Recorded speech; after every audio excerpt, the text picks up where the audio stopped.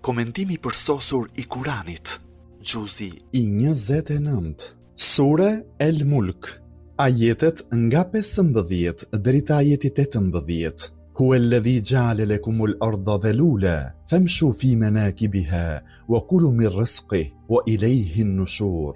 أأمنتم من في السماء أن يخسف بكم الأرض فإذا هي تمور أم أمنتم من في السماء أن يرسل عليكم حاصبا فستعلمون كيف نذير ولقد كذب الذين من قبلهم فكيف كان نكير.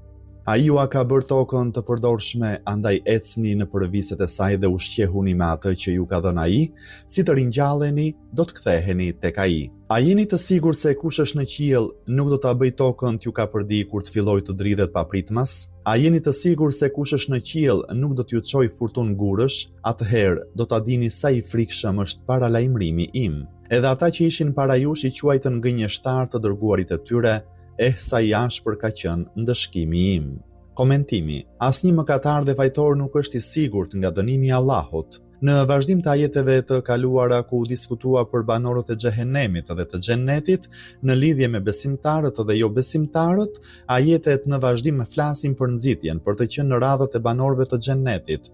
Ata japin edhe paralajmërimet përkatëse për të qëndruar larg rrugës dhe zakoneve të banorëve të xhehenemit. Këto ajete përmendin edhe disa prej mirësive dhe begative të Allahut. Në fund hedhin dritë mbi një pjesë prej torturave të xhehenemit. Ajeti 15 thot: ai ju a ka bërë tokën të përdorshme, andaj ecni në përviset e saj dhe ushqehuni me atë që ju ka dhënë ai, si të ringjalleni do të ktheheni tek ai. Fjala dhelul, e zbutur, e përdorshme, është cilësimi më i plot i bërë ndonjëherë në lidhje me tokën.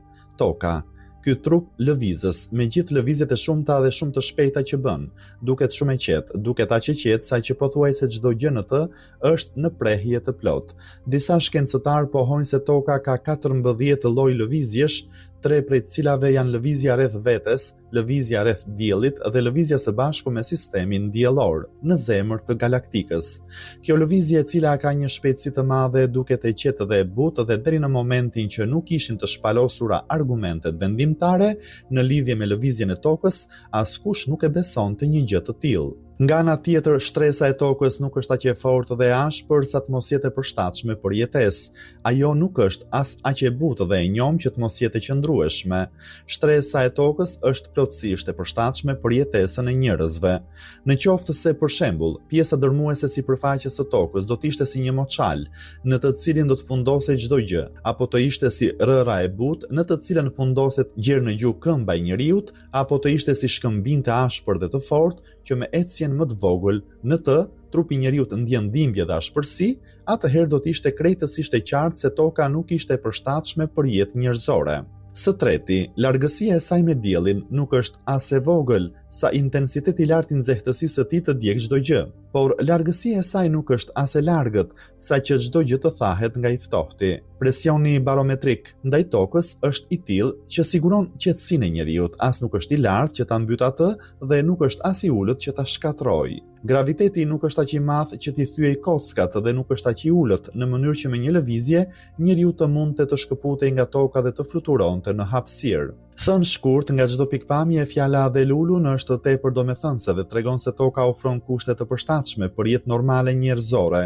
Është interesant fakti se pas përshkrimit të tokës me fjalën dhelulun, e zbutur e përdorshme, vjen urdhri për të ecur nëpër menaqib, viset e saj.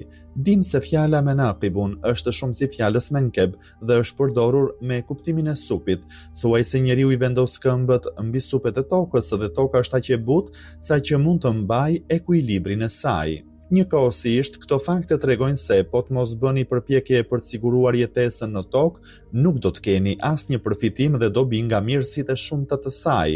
Fjala riskun po ashtu ka një përdorim dhe domethënie shumë të gjerë. Kuptimi i gjerë i saj përmbledh të gjithë përbërësit e tokës, përfshir ato shtazore, bimore dhe minerare. Duhet të dimë se këto nuk janë qëllimi përfundimtar i krijimit ton. Të gjitha këto janë mjete në rrugën e ringjalljes dhe të jetës sonë të përjetshme. Në vijim të këtij diskutimi, ajeti 16 përqendrohet te kërcënimet dhe paralajmërimet. A jeni të sigurt se kush është në qiell nuk do ta bëjë tokën t'ju ka përdi kur të fillojë të dridhet papritmas? Po, Në qoftë se Allahu urdhëron, kjo tokë e butë dhe e përshtatshme do të bëhet e kapërdishme dhe do të kthehet në formën e një kafshe që të tremb. Do të fillojnë tërmetet, do të shfaqen të çarrat në tokë dhe do t'ju kapërdi juve, shtëpitë tuaja dhe qytetet tuaja dhe përsëri do të vazhdojë me dridhjet dhe lëkundjet e veta. Ka mendime të ndryshme për përdorimin e si fjalisë kur të fillojë të dridhet papritmas.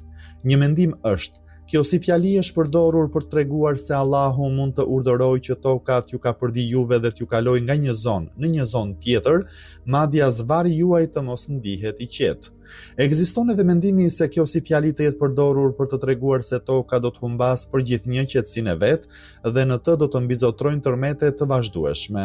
Këtë gjendje të tokës kur ajo dridhet e lëkundet nga tërmetet e perceptojnë shumë më mirë ata që jetojnë në zona me ndjeshmëri të lartë sismike ku ndodhin gjithnjë tërmete.